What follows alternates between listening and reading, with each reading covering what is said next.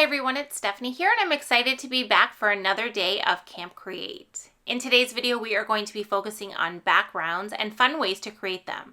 So for my card, I decided to use our new Party Time paper pad as well as the Hexagon Pops Die-namics. I love the color palette in this paper pad. I love the rich colors. I love the pops of pink and red with the turquoise and the green and the yellow. I just think they go so well together, and I decided to use this striped piece as both my inspiration as well as the actual colors I'm going to use on the card. I could have used the coordinating cardstock, but I decided, since I know that the little strip of hexagons is going to fit across that pattern paper, that I would be able to die cut every single color and have a whole row of hexagons that I could use on the card. So the first thing I did was just took my snips and snipped off the single row, and then I also took the larger row too, because we're going to actually use both pieces of this in the card, and you'll see why in just a minute. And you can see here when I lay it out, it's going to fit perfectly onto that strip. It's just enough to be able to cut out that row of hexagons. So before I start cutting them out, I'm going to use my paper trimmer and I'm going to trim out all of the rows of color. So I believe there is 8 different colors, and I'm going to trim off each one, and I'm going to leave the rest of the piece of paper intact so that I can use that as my inspiration as I add all of the colors to my panel that we're going to create. And if you would prefer a different color palette, you can easily change out the colors by using cardstock or different pattern paper for your design. So it's completely personal preference. You can still create the exact same design with different colors or even a different shape. It's completely up to you. So I went ahead, cut out the strips, and then off camera, I'm going to go ahead now and take that strip of hexagons and I'm going to cut out each of these strips with that so that I have a bunch of small hexagons ready to go to create our background. So now you can see I have all my hexagon pieces. I have my little strip here that I'm going to set aside. I am going to end up using some more of this pattern paper piece. You'll see at the end I run out of colors when I do a little bit of dimension on the card. So I will end up cutting out a few more of those when we are almost finished. So now here's the part where I used the larger piece. I went ahead and die cut that from a piece of white cardstock. And what I did is I adhered my panel down onto my work surface, and then I'm using some more of that tape, which is removable tape, and I'm adhering the actual white piece that I've die cut the hexagons from. And this is going to be the guide that I use to place all of my hexagons onto this background piece. Now I have no plan in mind. I have no idea what this is going to look like when it's done. I'm just kind of starting at the bottom, and I'm going in the same color order as the strip of pattern paper there, and I'm just adding hexagons into random openings in the background. I'm using a couple of the same color at once, and then I'm going to switch it up, you'll see, and start to integrate the different colors as I work my way up.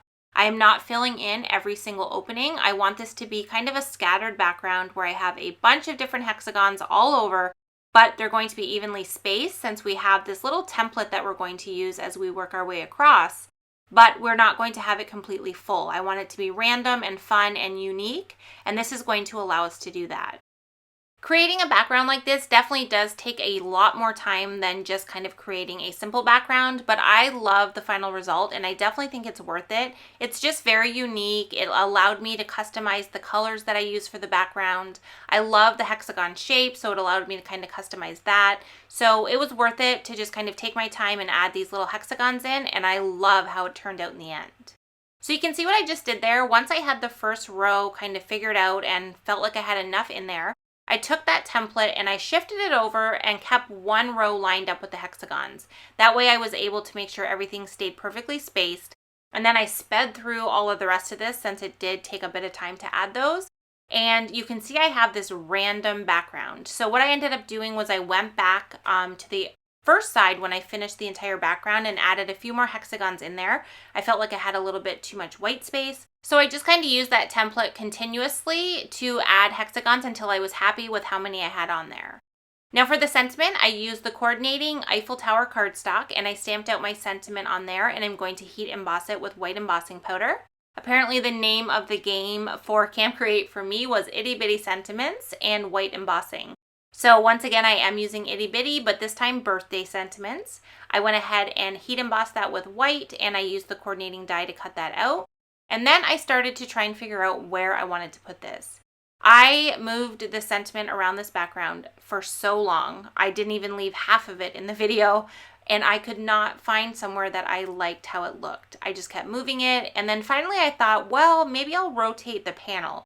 Maybe it's just I'm not going to find a spot this way. And as soon as I rotated it, I loved how it looked much better with it this way. So I decided to create a landscape card rather than the portrait that I was going for at the beginning. It worked out fine because we have such a random background. It will work in any orientation that you want it to be in.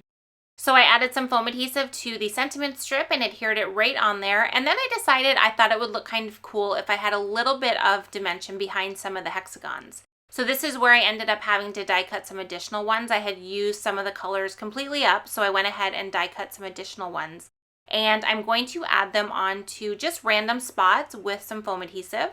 I'm just adding it to the back of the hexagon using my tweezers since they are pretty small, and then I'm just layering it directly on top of a hexagon of the same color.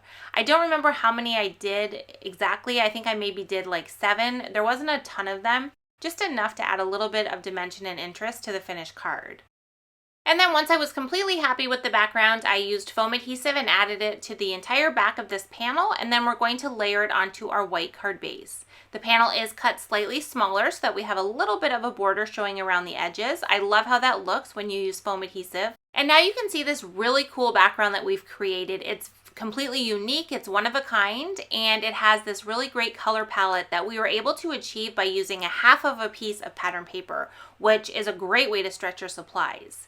I ended up adding some sequins as well. I decided that some of that white space needed just a little bit of something, and the sequins that I added were the perfect touch. I love how they add just a little bit of dimension and a little bit of sparkle, but they don't take away from all of those beautiful, colorful hexagons in the background. So that is what I decided to create for Background Bonanza.